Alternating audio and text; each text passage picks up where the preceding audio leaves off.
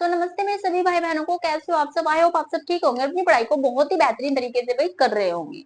तो आज बात करेंगे हम संविधान के भाग 4 के बारे में। संविधान के 3 भाग में करा चुकी हूँ, जिसने नहीं देखा है वो देख सकता है। और अब हम बात करेंगे संविधान के भाग 4 के बारे में। उम्मीद करूंगी आपको बहुत अच्छे से मैं समझा सकूं। तो बिना टाइम वेस्ट करे स्टार्ट करते हैं और बात करते हैं हम भाई संविधान के भाग 4 के बारे में। किसमें? संविधान के भाग 4 के बारे में आज हम बात करते हैं। क्लियर है?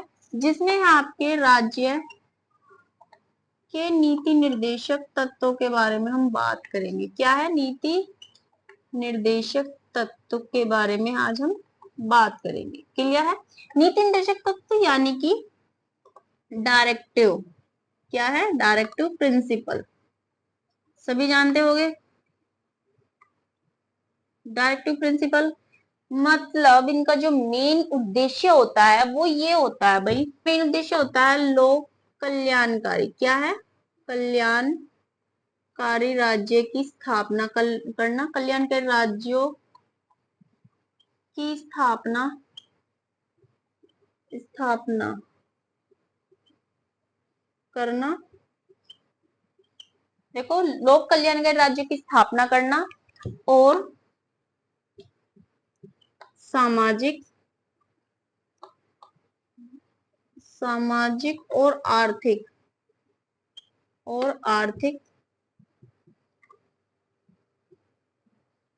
समान रखना। क्या है? आर्थिक समान रखना। समझ गए होगे। जो डायरेक्टिव प्रिंसिपल आपको पता ही है, वैसे स्टेट के होते हैं। किसके होते हैं? ये स्टेट के बनते हैं। किसके बनते हैं? स्टेट के बनते हैं। तो उनका मेन उद्देश्य होता है कि लोक कल्याणकारी राज्य की स्थापना करना, सामाजिक और आर्थिक स्थिति बनाए रखना। क्लियर है? अब बात करते हैं जो राज्य के नीति निर्देशक तत्व हैं, ये कहाँ से लिए गए हैं। आपके हर एक बच्चे को पता होना चाहिए, नहीं पता है तो पता चल जाएगा। कहाँ से लिए गए हैं? ये लिए हैं आपके आयरलैंड के संविधान से। कहाँ से लिए गए हैं? ये आपके आयरलैंड के संविधान से। क्लियर है? कहाँ से? आयरलैंड के संविधान से। संविधान से ये लिए हैं। कहाँ से लिए हैं? लिए हैं। एक बार वीडियो को पूरी देख लो, क्लास आप एक बार पूरी ले लोगे ना, तो मैं ये कह रही हूँ जिसमें हम अनुच्छेद पढ़ेंगे ना, अब इसमें हम अनुच्छेद पढ़ेंगे। आपके जो भाग 4 में अनुच्छेद पढ़ेंगे वो पढ़ेंगे हम 36 से लेके 51 तक के। कितने पढ़ेंगे? 36 से लेके 51 तक के अनुच्छेद आपको टिप्सों पे रट जाएंगे। बस आपको करना क्या, आपको क्लास कंटिन्यू लेनी है। अब ये आपके जो राज्य के नीति निर्देशक तत्व है वो कहाँ से लिया? आपकी आयरलैंड से। ये तो बिल्कुल मत भूलना, ठीक है।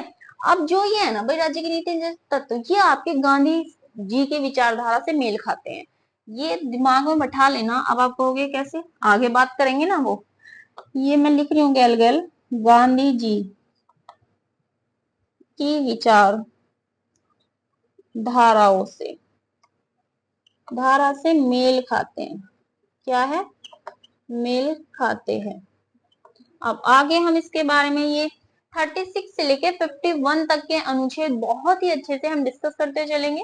तो देखते हैं हम आगे के अनुच्छेद, यानी कि 36 से लेके 51 तक के अनुच्छेद पे बात करते हैं। तो भाई आप जान लेते हैं इसमें अनुच्छेद के बारे में। जो आपके अनुच्छेद इसमें दिए गए हैं, कितने अनुच्छेद हैं इसमें, तो हम बहुत ही अच्छे से उनके बारे में, मैं कोशिश करूंगी पूरी कि आप बहुत ही अच्छे से उनके बारे में जान सके। यानी कि 36 से लेके 51 तक के अनुच्छेद के बारे में हम इसमें जानेंगे राज्य की नीति निर्देशक तत्वों में। क्लियर है? तो स्टार्ट करते हैं अपना, यानी कि आर्टिकल 36। आर्टिकल 36 में क्या कहा है? राज्य की परिभाषा, राज्य की परिभाषा के बारे में बताया गया है। किसमें? आर्टिकल 36 में। क्लियर है? आर्टिकल 36 में क्या है? राज्य की परिभाषा के बारे में बताया गया है।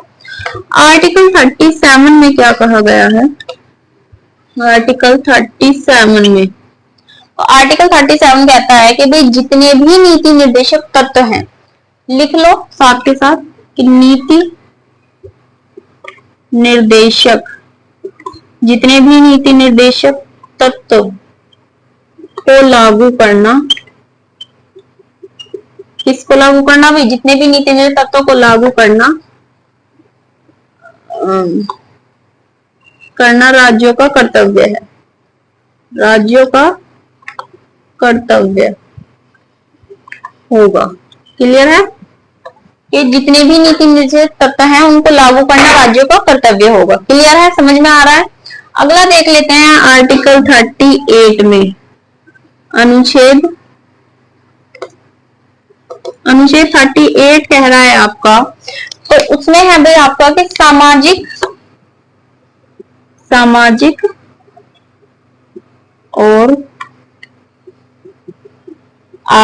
सामाजिक और आर्थिक चाहिए, आर्थिक समानता होनी चाहिए। क्लियर है, क्लियर है, मानता होनी चाहिए। एक पॉइंट बहुत ही बेस्ट अपने आप में, तो आशा करती हूँ आप नोट्स बनाते चल रहे होंगे।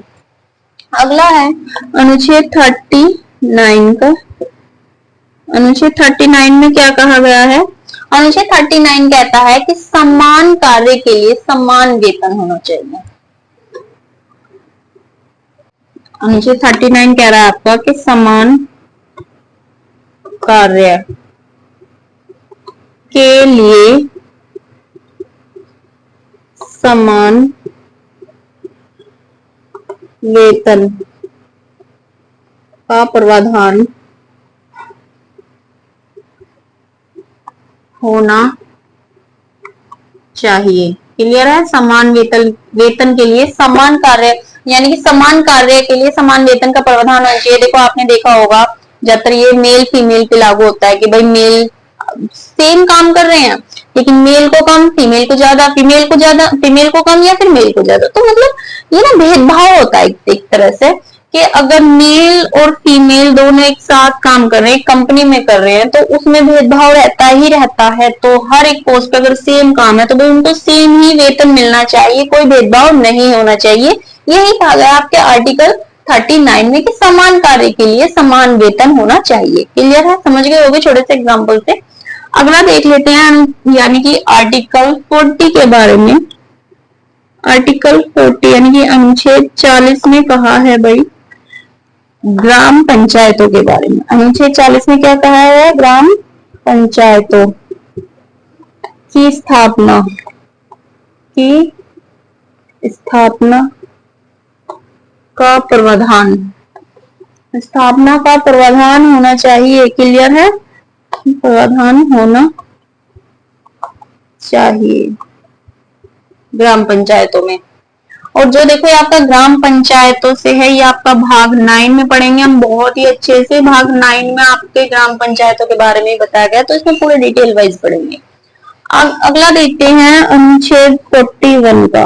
क्या है अनुच्छेद 41 का?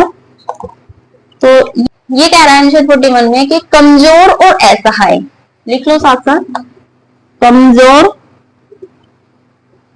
और असहाय लोगों, उसमें कह रहा है कि कमजोर और असहाय लोगों को सहायता प्रदान करना। क्या करना? सहायता प्रदान करना। क्लियर है, तो ये कह रहा था 41 में कि जो कमजोर और असहाय हैं उनको सहायता प्रदान करना। आपके एक एक पॉइंट क्लियर हो रहे होंगे और दिमाग में भी बहुत ही अच्छे से सेट हो जाएंगे अगर आप पूरे फोकस के साथ वीडियो देख रहे हो तो। अब देख लेते हैं अगला अनुच्छेद। तो अब देखते हैं अनुच्छेद 42 के बारे में, यानी कि आई होप आपको ये अच्छे से समझ में आ रहा होगा और आपको क्लास अच्छी लग रही होगी। अनुच्छेद 42 के बारे में भाई आपको जैसा भी समझ में आ रहा है आप कमेंट में बता सकते हो। जैसे भी आपको क्लास लग रही है तो आप नीचे कमेंट में जरूर बताओ। अच्छी लग रही हो तो लाइक करके शेयर भी कर देना, और भाई नए हो तो चैनल को सब्सक्राइब करके बेल आइकन को प्रेस कर लेना। जान लेते हैं अनुच्छेद 42 के बारे में। जो कहा है इसमें श्रमिकों के कार्य दिशा पर ध्यान दिया जाए, दिशा पर ध्यान दिया जाए। क्लियर है, इसमें जो ये कहा गया है ये हम जान लेते हैं पहले। ये जो बता रहा है इसमें श्रमिकों की कार्य दिशा पर ध्यान दिया जाए, इसमें ये महिलाओं के लिए बताया है। महिला मजदूरी, महिला मजदूरी को मातृत्व मिलेगा, मातृत्व मिलेगा। क्लियर है, महिला मजदूरी को मातृत्व मिलेगा। यानी कि देखो, जब लेडी प्रेग्नेंट है तो उसको 26 दिन की, यानी कि 26 वीक्स, 26 हफ्ते की हॉलीडे मिलेगी। क्लियर है, ये महिलाओं के लिए 26 दिन की हॉलीडे मिलेगी। किस पे? सिर्फ 2 बच्चों पे। अब आप फौज इकट्ठी कर रहे हो, 6-7 बना रहे हो, तो उसमें कुछ नहीं, कंपनी वाले कुछ नहीं कर सकते। 2 बच्चों पे आपको क्या है, 26 हफ्तों की हॉलीडे मिलेगी। और भाई पहले बच्चे पर, यानी कि एक बेबी पर आपको 6,000 रुपए भी दिए जाएंगे। क्लियर है, 26, 2 बच्चों पे आपको 26 दिन की हॉलीडे और एक बच्चे पे आपको 6,000 रुपए मिलेंगे। ये है महिला यानी कि मातृत्व का। बात करें इसमें पिता का, तो देखो इसमें पिता का कोई इतना बड़ा रोल नहीं है। तो इसमें ये है, उसको 2 हफ्ते की, उनको जो है 2 हफ्ते की ओनली हॉलीडे दी जाएगी। क्या है, 2 हफ्ते की हॉलीडे किसको मिलेगी? पिता को। क्लियर है, अब देख लेते हैं इसमें। अब जानते हैं अगला यानी अनुच्छेद 43 के बारे में। क्या कहता है अनुच्छेद 43?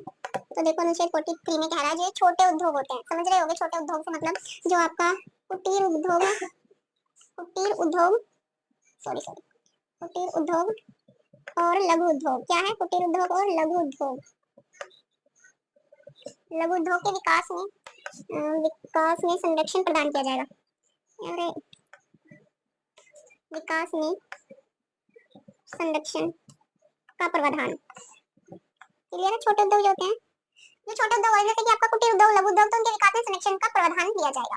अगला देखते हैं अनुच्छेद, हाँ देखो इसमें एक चीज है जो हमने करा, तो अनुच्छेद इसमें आएगा आपका 43 के, यानी कि 43 के बारे में जान लेते हैं कि अगर क्योंकि आपका इंपॉर्टेंट बनता है कि ये आपका कंपनी के फायदे में, जब भाई कंपनी को लाभ होगा, कंपनी को लाभ मिलेगा, तो जब आपकी कंपनी को लाभ मिल रहा है तो मजदूरों को भी लाभ होना चाहिए। कहने की बात यह है, मिलेगा तो मजदूरों, किसको? मजदूरों को भी लाभ होना चाहिए,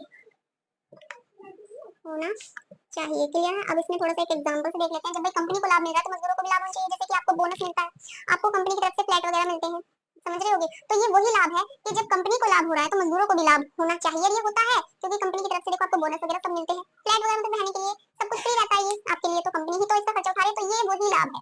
क्लियर है, समझ रहे होगे। अगला देख लेते हैं अनुच्छेद 44 के बारे में। अनुच्छेद 44 में क्या कहा गया है? भाई समान नागरिक, क्या है? समान नागरिक, ये कह रहा है कि समान नागरिक संहिता का प्रावधान है। समान नागरिक संहिता का प्रावधान है, इसमें समझ रहे हो, यानी कि नो भेदभाव। क्या है? नो भेदभाव, समान नागरिक होना चाहिए, इसमें कोई भेदभाव मत करो, जैसे कि जात पात का, ऊंच नीच का करते हैं, वो भेदभाव मत करो, समान नागरिक संहिता का प्रावधान है। क्लियर है, अब बात करते हैं अनुच्छेद 45 के बारे में। अनुच्छेद 45 में क्या बताया गया आपका? अनुच्छेद 45 में कहा गया आपका कि भाई देखो जो 6 से 14 वर्ष के बच्चे हैं, 14 वर्ष के बच्चों को निःशुल्क, क्या है? निःशुल्क यानी कि फ्री शिक्षा प्रदान की जाएगी, क्लियर है, जो 6 से 14 वर्ष तक के बच्चे हैं उनको निःशुल्क शिक्षा प्रदान की जाएगी। तो फायदा ही है। किसने कहा है वो? अनुच्छेद 40 यानी कि 48 में, 45 में। अगला देख लेते हैं। अब देखते हैं अनुच्छेद 46 के बारे में, यानी कि अनुच्छेद 46 के बारे में। तो इसमें कहा गया है भाई आपकी SC ST, इसमें कहा गया है भाई आपकी SC ST की शिक्षा का प्रावधान है, कि शिक्षा का प्रावधान है। क्या है? प्रावधान है, किसमें कहा गया? अनुच्छेद 46 में। क्लियर है, अनुच्छेद 47 में कहा है आपका, अनुच्छेद 47 में कहा गया आपका नागरिकों नागरिकों को पोषण, किसका? पोषण का प्रावधान है। किसमें कहा गया आपका? अनुच्छेद 47 में पोषण का प्रावधान है। क्लियर है, देख लेते हैं अनुच्छेद 48 के बारे में। अनुच्छेद 48 में क्या कहा गया? अनुच्छेद 47 में कह रहा है कि नागरिकों को पोषण का प्रावधान है। अनुच्छेद 46 में कह रहा है कि SC ST की शिक्षा का प्रावधान है। और अब बात कर लेते हैं अनुच्छेद 48 में। अनुच्छेद 48 में जो बात है वो है आपके पर्यावरण, वो है आपके पर्यावरण के बारे में बात की गई है। पर्यावरण के बारे में बात की गई है। क्लियर है, किसमें कहा गया? अनुच्छेद 48 में कि पर्यावरण के बारे में बात की गई है। अनुच्छेद 49, अनुच्छेद 49 कह रहा है आपका ऐतिहासिक, क्लियर, ऐतिहासिक इमारतों, स्थलों के संरक्षण का प्रावधान है। समझ रहे हो क्या स्थलों के संरक्षण का प्रावधान है, किसमें कहा गया? अनुच्छेद 49 में ऐतिहासिक इमारतों और स्थलों के संरक्षण का प्रावधान है। अनुच्छेद 50 क्या कह रहा है आपका? अनुच्छेद 50 में आपकी कार्यपालिका और